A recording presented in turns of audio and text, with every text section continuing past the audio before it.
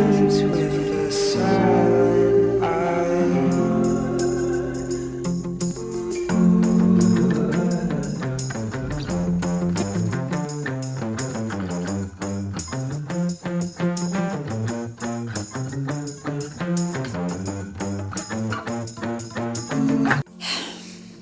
Hello. I'm currently at my parents' house again, and now I feel legally obliged to make another video whenever I'm at my parents' house. I've got this whole house with a bath and a lovely bed and a garden. Oh. So I got here and I realized that I want to make a video, but I also realized that I don't actually know what I want to make a video about, which is a little bit problematic. And so I decided, you know what? I want to talk about winter depression. And even though spring is just around the corner, I can smell it. I thought it would still be worth just talking about it, sharing some things that I've been doing to cope with it, and maybe get you ready for next winter. In the Northern Hemisphere, we are at the end of a really long sprint.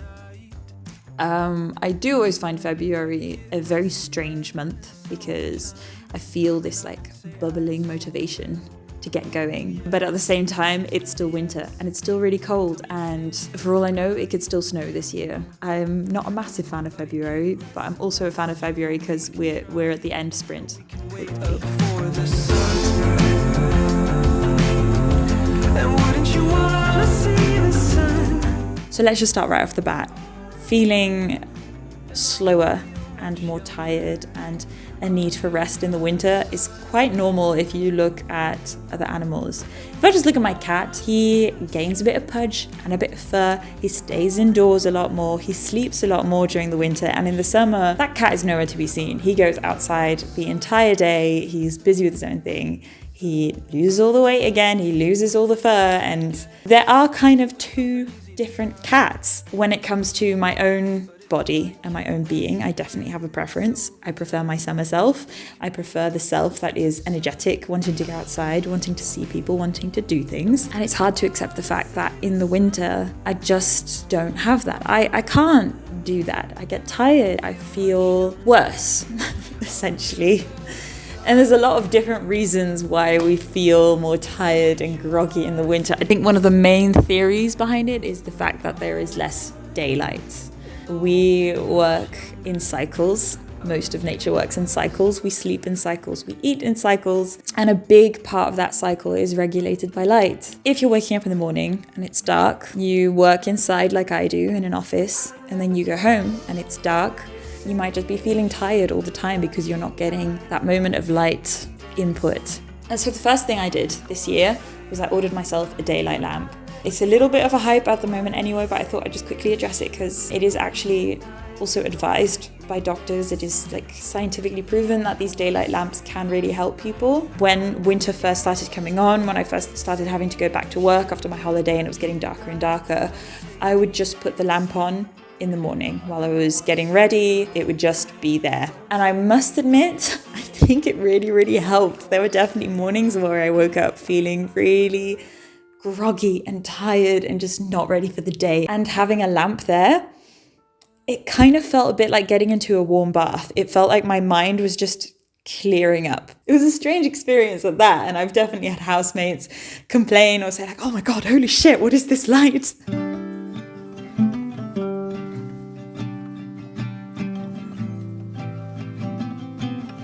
Even if you've been living in a cold and wet winter environment all your life, you might forget every year that this is the case. I got my first rain suit last year as a gift from my boss because she felt so sorry for me arriving at work soaking wet every day. I must admit, right, I am the least professionally dressed at work, and sometimes I can be a little bit self-conscious about it. But every time my colleague complains about how cold she is, something goes through my mind like, I don't have this issue anymore because I always have a woolly cardigan on hand.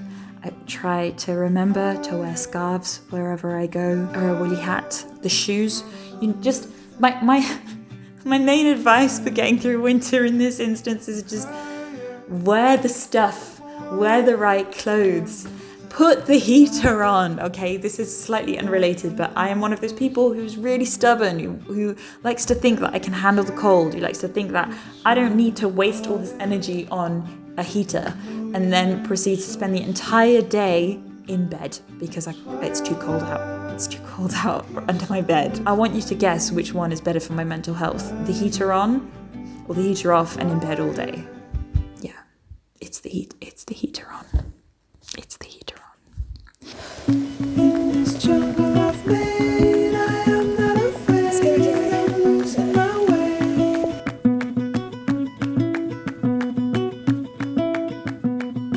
So I'm currently standing next to my favourite tree in the garden. It always blooms around February, so it's just in time.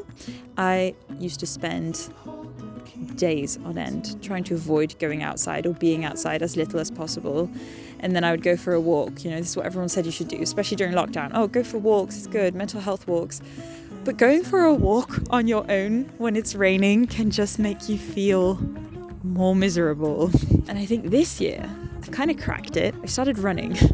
I started running at around like September, I think, so it was still summer, so it was still fine to go outside. And that helped me keep it up as the months progressed, as the winter progressed. And I must say, it does something really weird to you when you're going out for a run and it's cold and it's rainy, maybe even snowing. Suddenly, you're not this sad, pathetic person going for a walk in the rain, feeling really sorry for yourself. Instead, you're this like dramatic, active person who can get through any kind of weather, who's, you know, you've got this music blaring through your earplugs and you've got this dramatic rain and you come home feeling euphoric. Whereas when you come home from a walk and it's been raining, you feel drained and miserable. Now, I'm not saying that all my runs have been this way. It's raining pretty hard. Ooh. But I do definitely think there's something to be said for going outside with a purpose, going outside to go for a run instead of going outside with just the purpose of going for a walk. I think my biggest change this year of how I've been able to kind of deal with winter depression is doing exercise outside. I am very aware of the fact that this video is loads of very obvious takes. Winter is harder, there is less light, it is colder, there is less good food available, it is harder to meet up with people because most meeting places are outside. There's just a lot of reasons why the winter is harder anyway, and I think the solutions that I've come up with so far are like just very obvious, like, oh yeah, dress warmer. And I think this is not going to be my best video, but that's the whole point of this thing, right? I'm making angry dog videos. It doesn't have to be this groundbreaking video every time. It can just be me exploring a thought and exploring a feeling. And this winter depression has been a big thought and a big feeling for me, because it does cause a lot of upset, right? And I think my last little piece of advice is just accepting the fact that this is part of it. You know, this is part of life. I'm not going to feel good all the time. I'm going to feel worse. And maybe the fact that it comes in such a predictable cycle is even in some way nice, because it gives me an opportunity to talk to people about it. It gives me an opportunity to explain to people why maybe I can't hang out with them as much in the winter as I would like, because I simply don't have the energy for it. And maybe that's okay. Maybe it doesn't always have to be sunshine and rainbows. Sometimes it just has to be rain and no sunshine. Last year the sun came out. After I hadn't seen the sun for I think 2 months, it came out, and I'm not gonna lie, I cried. I cried seeing the sun. It was so lovely and so beautiful. And I do think having such horrible winters really gives you a nice exercise to embrace the sun when she finally comes through. And that's what winter is for me all about. And it's not about putting pressure on yourself. Just accepting the fact that we're in winter mode now, and that's okay. We can be in winter mode. There's no shame. There's no shame in winter depression, and I need to accept that.